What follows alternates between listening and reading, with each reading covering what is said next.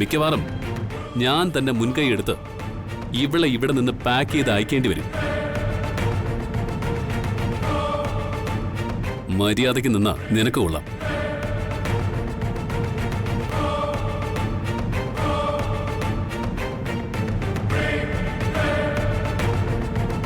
നീ വാ. വരുന്നു പേഷ്യന്റ്. ഈ ചെമ്പകമംഗൽ എന്താ ജില്ലാ ആശുപത്രിയായോ? സാവിത്രിച്ചി, സാവിത്രിച്ചി. എന്താ മാലതി? നോക്ക്, ഒരാക്രി വരുന്നുണ്ട്. ഇവള് പുറത്തു പോയിട്ട് ആരുടെയോ കയ്യിൽ നിന്ന് മേടിച്ചിട്ടുണ്ട്. നാക്ക് നല്ലതാണല്ലോ, അതുകൊണ്ട് കൃത്യമായിട്ട് കിട്ടും.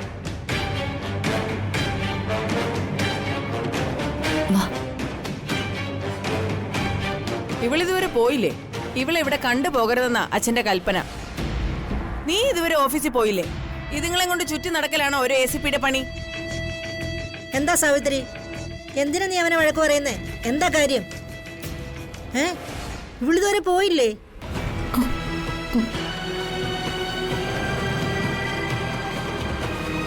നന്ദിനി, ഇനി ഇവളിവിടെ താമസിക്കാൻ തന്നെയാണോ ഉദ്ദേശിക്കുന്നത്?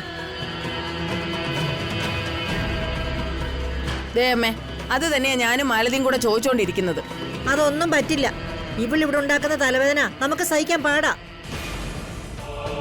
നന്ദിനി, വേഗം ഇവളെ ഇവിടെ നിന്ന് പറഞ്ഞുവിടാൻ നോക്ക്. നീ ഇവക്കൊരു ഉപകാരം ചെയ്തു, പക്ഷേ ഇവളതൊന്നും അർഹിക്കുന്നില്ല. ഇവളിവിടെ നിൽക്കുന്നിടത്തോളം കാലം നിനക്ക് നിന്റെ സ്വസ്ഥത നഷ്ടപ്പെടും. ഇവള് നിനക്ക് മെനയാ. വേഗം പറഞ്ഞുവിട്. അതെ, ഇത് സ്വസ്ഥതയും സമാധാനവും ഉള്ള തറവാടാ. ഇവിടെ ഈ വക ശല്യങ്ങളൊന്നും പറ്റില്ല.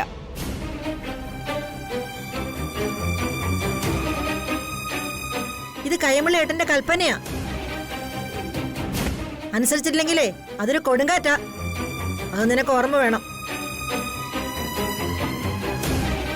അതുകൊണ്ട് കുട്ടി, എത്രയും പെട്ടെന്ന് പോകാൻ നോക്ക്.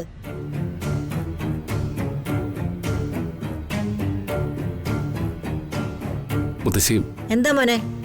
ഇവൾക്കിപ്പോ ഒരു അപകടം പറ്റി. എന്റെ കാറ് ഇവളെ ചെറുതായിട്ടൊന്ന് ഇടിച്ചു.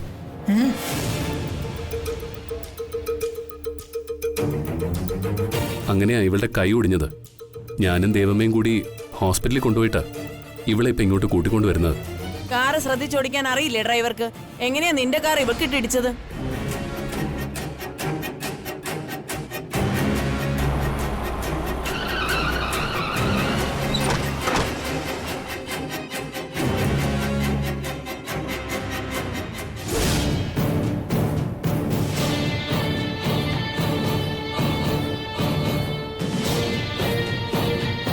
ഇവളെന്തിനാ ചോദിക്കാതെ ഇവിടെ നിന്ന് സ്കൂട്ടർ എടുത്ത് പുറത്തു പോയത്? മനഃപൂർവ്വം കൊണ്ടുവന്ന് സ്കൂട്ടർ ഇടിപ്പിച്ചെന്നാ എനിക്ക് തോന്നുന്നത്. ഇവള് രണ്ടും കളിപ്പിച്ച് നടക്കുന്ന ഒരു പെണ്ണാ. ഈ അവസ്ഥയില് ഇവളെ ഇവിടുന്ന് പറഞ്ഞു വിടരുത് മുത്തശ്ശി. ഈ അവസ്ഥയ്ക്ക് എന്താ കുഴപ്പം? നീ ഇവളുടെ മീഡിയേറ്റർ ആകാനൊന്നും നോക്കണ്ട കേട്ടോ. ഇവളുടെ പാട്ടിന് വിട്ടേക്ക്. അത് മതി മോനെ. ഇവളെ ഇനി ഇവിടെ നിർത്താൻ പറ്റില്ല. ഇതേ നിന്റെ മുത്തച്ഛന്റെ അന്ത്യശാസനമാ. അറിയാലോ നിന്റെ മുത്തച്ഛന്റെ സ്വഭാവം. ഇവളെ അങ്ങനെ പറഞ്ഞു വിടാനും പറ്റില്ല മുത്തശ്ശി. അതിന് വേറെയും പ്രശ്നമുണ്ട്.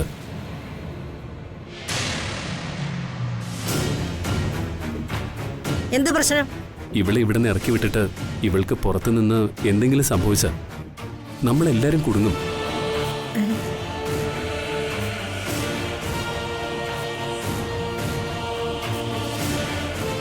എല്ലാരും കുടുങ്ങുന്നു? നീ പറഞ്ഞത് മനസ്സിലായില്ല. അമ്മേ, നിയമപരമായി ഈ ദേവമ്മ മീനാക്ഷിയുടെ ലീഗൽ കസ്റ്റോഡിയനാണ്.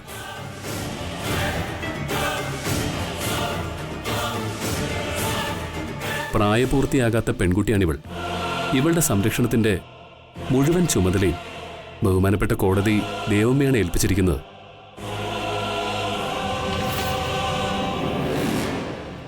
നിന്റെ ദേവമ്മ ഏറ്റുവാങ്ങിയ മരക്കുരിശ് അവര് തന്നെ ചുമക്കട്ടെ. മറ്റുള്ളവരുടെ പെടലിക്ക് വെക്കാൻ നോക്കണ്ട. ഞങ്ങൾ ആരും യേശുക്രിസ്തു അല്ല.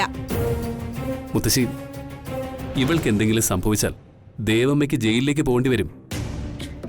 ദേവമ്മയെ ജയിലിലേക്ക് അയക്കാൻ എന്തായാലും മുത്തശ്ശി തയ്യാറാവില്ലെന്ന് എനിക്കറിയാം. മാത്രമല്ല മുത്തശ്ശി, ഇവൾക്ക് ആരുമില്ല. അമ്മ മരിച്ചുപോയി, അച്ഛൻ ജയിലിലുവാ.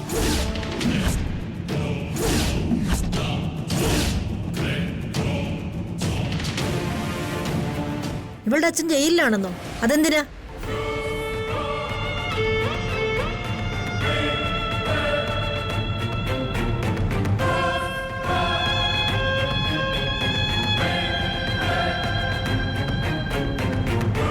പക്ഷേ ഇവളുടെ അമ്മയെ കൊന്നതിന്റെ കുറ്റം അദ്ദേഹത്തിന്റെ തലയിൽ വന്നു.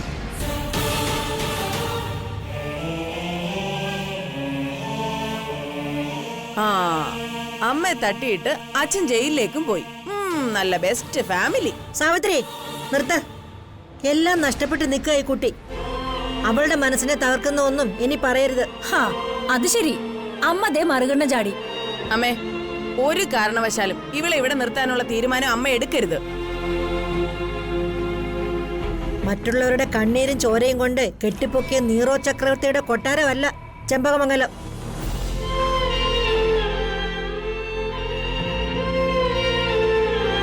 അന്യരുടെ കണ്ണീരൊപ്പുകയും വീഴാൻ പോയവരെ താങ്ങി നിർത്തുകയും കാരുണ്യം കാട്ടുകയും ചെയ്തതിന് ദൈവം തന്ന സമ്മാനമാണ് ഈ ഭവനം. സമാധാനമുള്ള വീട്.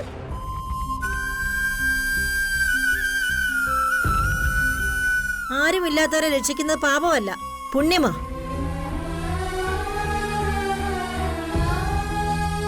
നന്ദിനി അത് ചെയ്തു. അതുകൊണ്ട് തന്നെ എനിക്ക് ഇവളോടുള്ള ഇഷ്ടം കുറഞ്ഞിട്ടില്ല, കൂടിയിട്ടേ ഉള്ളൂ.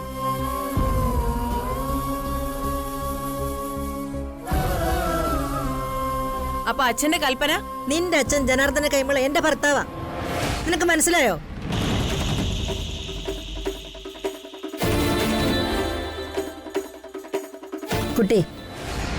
കുട്ടിക്ക് ഇവിടെ താമസിക്കാം. പക്ഷേ ഇവിടുത്തെ സമാധാനം കുട്ടിയായിട്ട് കളയല്ലേ. ഇല്ല മുത്തശ്ശി.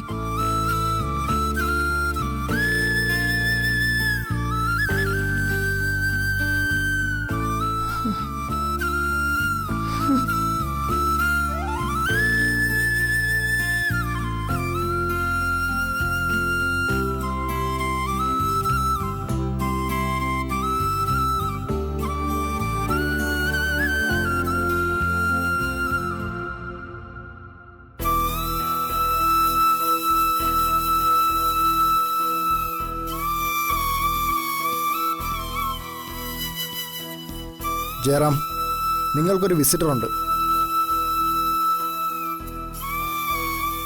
ആരാത്? അതൊന്നും എനിക്കറിയില്ല, നിങ്ങൾ തന്നെ വന്ന് നോക്ക്.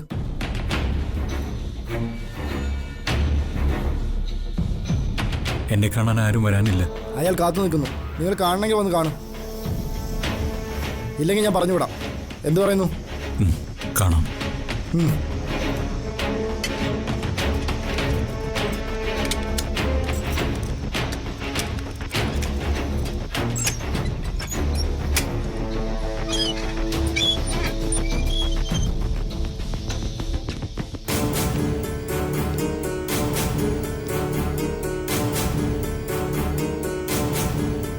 ആ നിൽക്കുന്ന ആളാ നിങ്ങളെ കാണാൻ വന്നത്.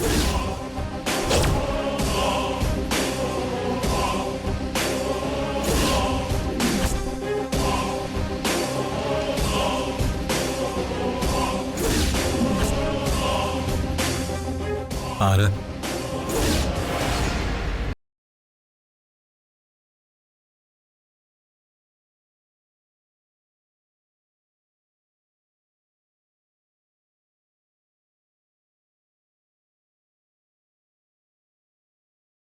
പരിചയമുണ്ടാകാൻ സാധ്യതയുണ്ട്. ഞാൻ ചെമ്പകമംഗലത്തെ ജനാർദ്ദന കൈമൾ. അച്ഛാ, അരുത്, അങ്ങനെ വിളിക്കാൻ പാടില്ല. നിന്റെ അച്ഛനെന്ന യോഗ്യത നീ എനിക്ക് ചാർത്തി തരരുത്. എനിക്ക് നീ പണ്ടേ മരിച്ചുപോയൊരു മകനാണ്. പിന്നെ എന്തിനാ തിരക്കി വന്നതെന്ന് ചോദിച്ച നിന്റെ ഇൻഷലിൽ ഞാനും ചെമ്പകമംഗലവും ഉണ്ട്. അതുകൊണ്ട് നാട്ടുകാരിൽ പലരും ഇപ്പോഴും തെറ്റിദ്ധരിക്കുന്നുണ്ട് നീ എന്റെ മകനാണെന്ന്. ആ സമൂഹത്തിന് മുമ്പിൽ എന്നെയും നിന്റെ അമ്മയെ അപമാനിച്ചത് മതിയായില്ലടാ നിനക്ക്?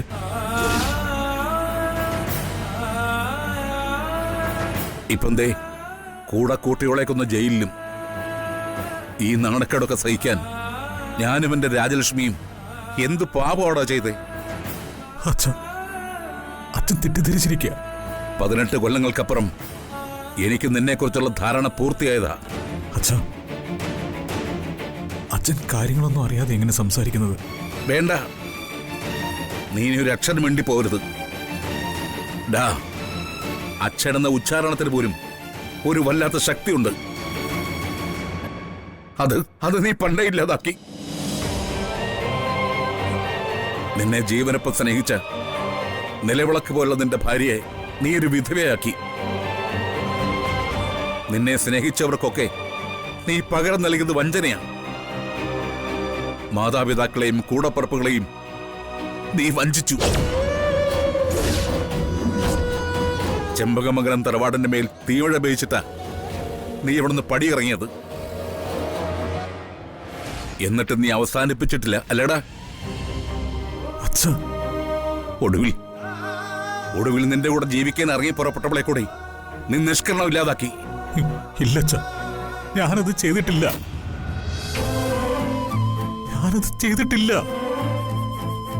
അച്ഛാ, അച്ഛൻ എന്നെ ഒന്ന് വിശ്വസിക്കേ. ഇല്ല, നിന്നെ ഞാനിനി വിശ്വസിക്കില്ല.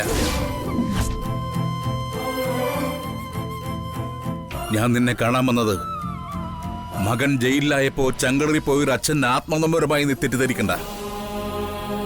നിന്നെ ഞങ്ങൾ എത്രത്തോളം വെറുത്തു എന്നറിയിക്കാനാ. ഇത് പറഞ്ഞില്ലെങ്കിൽ എനിക്ക് സ്വസ്ഥത കിട്ടത്തില്ല. ഞാൻ ആരെയും കൊന്നിട്ടില്ല അച്ഛാ. ഞാനൊന്നും വരുത്തി കൂട്ടിയതല്ല. എല്ലാം വന്നു ചേർന്നതാ. നീ ഇനി എത്ര അലക്കിയാലും അതൊന്നും വെളുക്കില്ലടാ.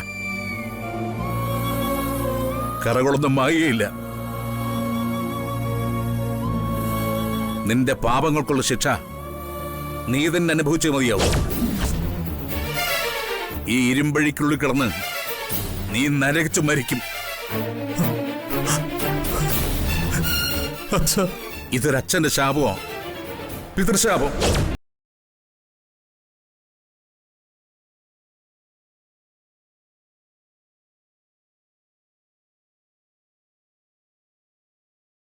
എന്നുള്ള വിളി കേട്ടത് നിന്റെ നാമീന്നല്ലേ? കണ്ടു, നിന്റെ ആ വിളികൾ അലയ്ക്കുന്ന ഹൃദയവുമായി ഞാൻ തിരികെ പോകുന്നു. ഞാൻ നിന്നെ കാണാൻ വന്നത് ചെമ്പകമംഗലത്ത് ആരും അറിഞ്ഞിട്ടില്ല, അറിയേയില്ല. ഇനി ഇവിടുന്ന് നമ്മുടെ തമ്മിലൊരു കൂടിക്കാഴ്ച ഉണ്ടാവില്ല. ഞാൻ കൊണ്ട വെയിലല്ല നിന്റെ തണലെന്ന് ഞാൻ തിരിച്ചറിഞ്ഞു.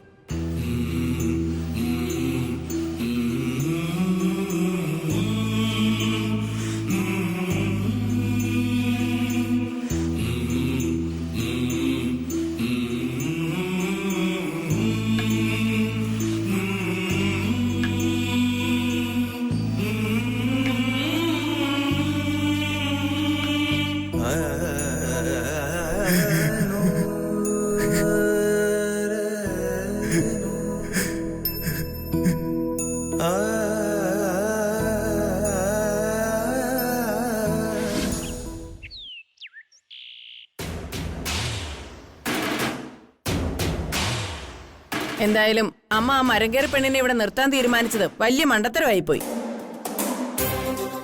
അവൾ ഇനി എന്തൊക്കെ കാട്ടിക്കൂട്ടുന്ന ദൈവത്തിനെ അറിയൂ. ഒരു കൾച്ചറും ഇല്ലാത്ത ഫാമിലിയിൽ ജനിച്ചതാന്ന് അറിഞ്ഞൂടെ? വല്ല കോളനിയിലും ആയിരിക്കും. അത് അവളുടെ പെരുമാറ്റം കണ്ടാലേ തോന്നൂ. തള്ള തലതെറിച്ചതുകൊണ്ടായിരിക്കാം തന്ത തള്ളെ കൊന്നത്. എന്നിട്ട് ഇതേ ഇപ്പൊ ജയിലിലും. അക്കാര്യം നമ്മൾ ഇപ്പോഴല്ലേ അറിയുന്നേ. എന്തെല്ലാം രഹസ്യങ്ങളാ നന്ദിനി നമ്മളിൽ നിന്നും മറച്ചു വെച്ചത്. ഒരു കൊലപാതകയുടെ മകളാന്ന് പറഞ്ഞിരുന്നെങ്കിൽ അമ്മ ആദ്യമേ അവളെ ഇതിനകത്ത് കേട്ടത്തില്ലായിരുന്നു. നന്ദിനി എടുത്തിയും ആ മീനാക്ഷിയും തമ്മില് എന്തോ ഒരു രഹസ്യമുണ്ട്. ആ അതെ, അല്ലെങ്കിൽ ആരെങ്കിലും വെറുതെ പുലിവാല് പിടിക്കൂ. എന്താ അമ്മയൊന്നും മിണ്ടാത്തത്? നിങ്ങൾ കുറെ നേരം കൂടി ഇവിടെ നിന്ന് വായിട്ട് അലയ്ക്ക്.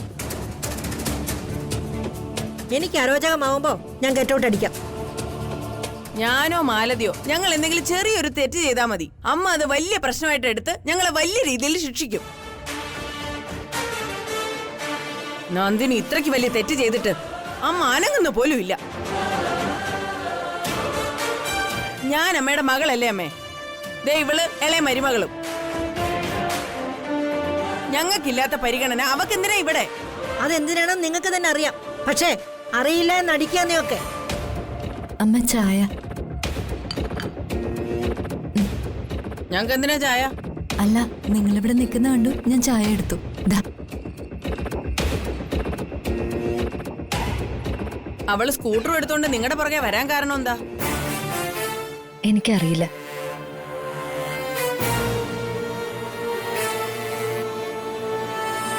ഞാൻ പറഞ്ഞില്ലേ അമ്മേ, ഇവളും അവളും തമ്മിൽ എന്തോ ഒരു ഗൂഢാലോചന ഇവിടെ നടപ്പുണ്ട്.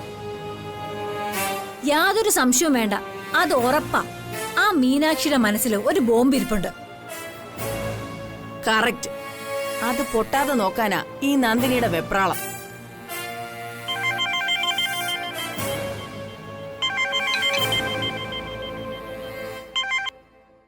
ആ പറയൂ.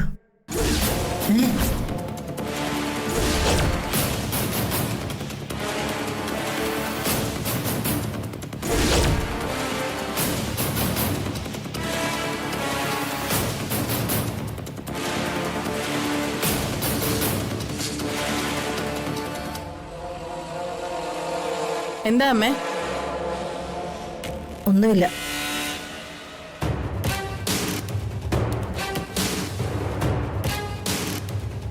അച്ഛൻ എവിടെ പോവാന്നാ പറഞ്ഞത്? എങ്ങോട്ടാ പോകുന്നതെന്ന് വ്യക്തമായിട്ട് പറഞ്ഞൊന്നുമില്ല. ഒരിടം വരെ പോകുന്നു മാത്രമേ പറഞ്ഞുള്ളൂ.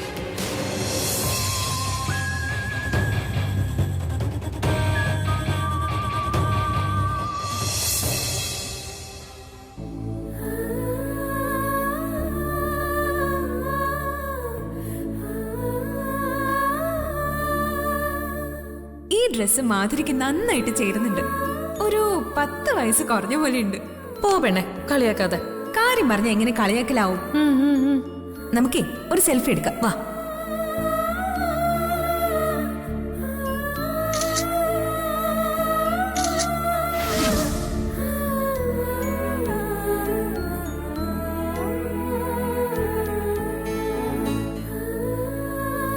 ആ സ്ത്രീ അയച്ച മെസ്സേജുകള് എന്റെ മാധുരിയുടെ ജീവൻ എടുത്തെന്ന് വിശ്വസിക്കാൻ പറ്റുന്നില്ല.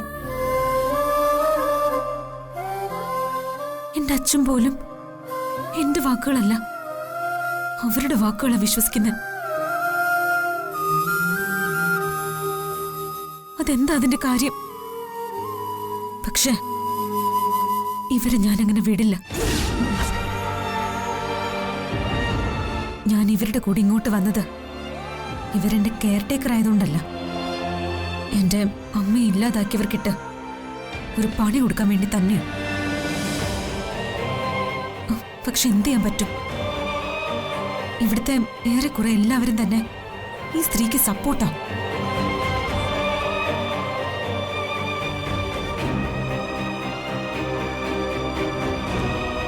എന്റെ അമ്മ വിഷമിക്കണ്ട. അധിക കാലമൊന്നും അവരെല്ലാവരും സംരക്ഷിക്കില്ല, സപ്പോർട്ട് ചെയ്യുകയില്ല. ഇവിടെയുള്ള എല്ലാവരും അവരെ വെറുക്കുന്നൊരു ദിവസം വരും. അങ്ങനെ ഞാൻ അവരോട് പകരം വീട്ടും. അതെ, ഒരല്പം പതുക്കെ സംസാരിച്ചിരുന്നെങ്കിൽ ഈ പ്രതികാര കഥ മറ്റുള്ളവർ കേൾക്കില്ലായിരുന്നു.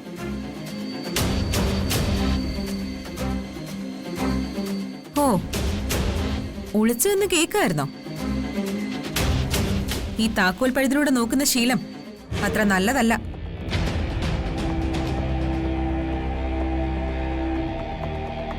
ആ വക ശീലമൊന്നും എനിക്കില്ല. അത് നീ വഴിയെ മനസ്സിലാക്കിക്കൊള്ളും. അല്ല, ഞാനൊന്ന് ചോദിച്ചോട്ടെ, പരിസരം നോക്കാതെ ഇങ്ങനെ ഓരോന്ന് വിളിച്ചു പറയുമ്പോ നിനക്ക് എന്ത് സന്തോഷം കിട്ടുന്ന? എനിക്ക് എന്ത് സന്തോഷം കിട്ടുന്നെന്ന് നിങ്ങളെ അറിയിക്കേണ്ട കാര്യമൊന്നും എനിക്കില്ല. നീ കൊച്ചാണ്. ആ ഫ്ലാറ്റിലുള്ളവരെല്ലാം നിന്റെ ശത്രുക്കളും. നിന്നെ ഒറ്റയ്ക്കാക്കാൻ പറ്റാത്തോണ്ടാ നിന്റെ അച്ഛൻ ഒരു കോർട്ട് ഓർഡറോടെ നിന്നെ എന്റെ കയ്യിൽ ഏൽപ്പിച്ചത്. അച്ഛനെന്നെ നിങ്ങളെ ഏൽപ്പിച്ചതിന്റെ കഥയൊന്നും പറയണ്ട. ദാ നോക്ക്, നീ വിശ്വസിച്ചാലും ഇല്ലെങ്കിലും ഞാൻ പറയാ, നിന്റെ അമ്മയ്ക്ക് നിന്നോട് എത്രമാത്രം സ്നേഹം ഉണ്ടായിരുന്നോ അത്രമാത്രം എനിക്കും നിന്നോട് സ്നേഹമുണ്ട്. ദേ, എന്റെ അമ്മയെ നിങ്ങളുമായിട്ട് കമ്പയർ ചെയ്യുന്നോ? എന്റെ അമ്മയാരും നിങ്ങളാരും? നിങ്ങൾക്ക് ദേവി എന്ന പേര് മാത്രമേ ഉള്ളൂ, പക്ഷെ നിങ്ങളൊരു യക്ഷിയാ. എന്റെ അമ്മയുടെ സ്ഥാനത്ത് നിങ്ങൾ എത്തണമെങ്കിൽ നിങ്ങൾ 1000 ജന്മം ജനിക്കണം. നിങ്ങൾ ഞാൻ ഒരിക്കലും എന്റെ അമ്മയുടെ സ്ഥാനത്ത് കാണുകയില്ല. ഇത് സത്യം. ഇതിന് മറുപടി പറയേണ്ടത് ഞാനല്ല, കാലവാ.